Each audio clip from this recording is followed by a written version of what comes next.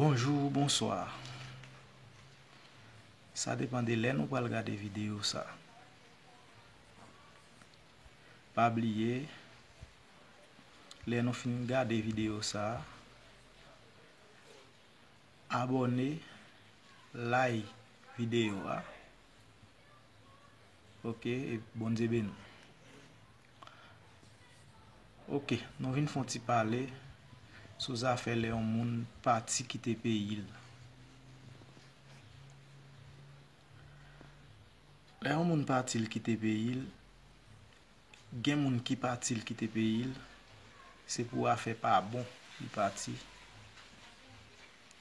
Et gen moun tout qui parti qui quitte pays, c'est persécution qui fait le quitter pays. Des fois moun lui-même li parti de vous connaître c'est pour faire pas bon t'es parti l'arriver dans pays étranger faut ou résigner pour travail. C'est pas arriver dans travail moun yo pour plein ou pas ka travail et ou connaît de pour te sorti ou te venir dans pays étranger c'est pour travail ou te venir.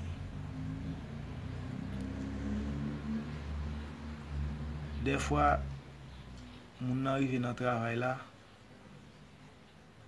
li pas ka travailler.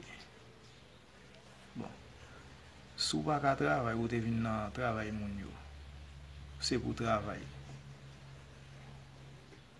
Surtout pas ka travail pour qui sorte venir.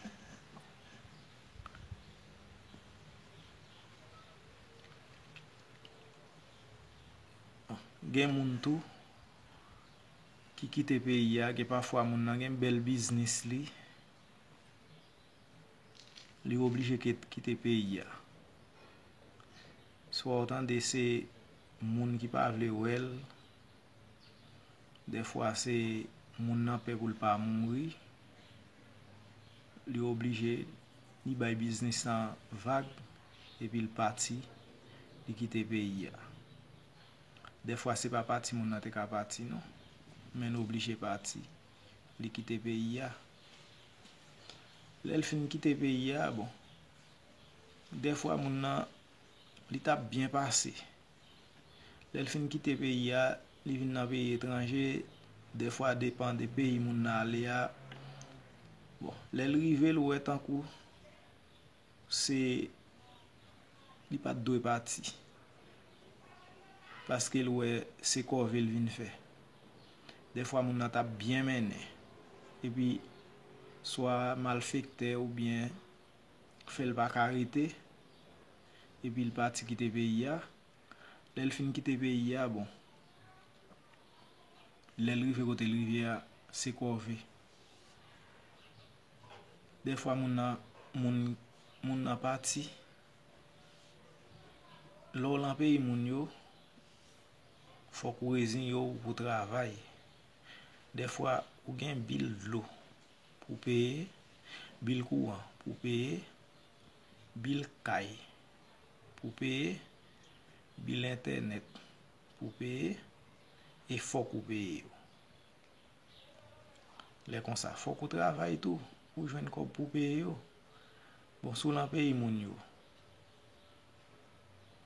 ou pas travailler comment on fait payer. Il vient vrai difficile ou pas chita faut qu'on frappe dit ou est soit rien comme pour payer caille là pour est soit rien comme pour payer internet là pour est soit rien comme pour payer de l'eau pour est soit rien comme pour payer courant tout ça va payer pour payer ben c'est comme ça on va arriver dans pays moun yo pour chita des fois on coucher dans cabane même lever au centre ou pas lever mais depuis le travail arrivé faut qu'on aller pas gain les choix non faut qu'on aller ou pas arrêter non et des fois travail là bon obligation faut qu'on venir ben c'est des titres parler ça nous devine faire soit faire les moun sorti faut qu'on lui connaît pour qui ça li sorti.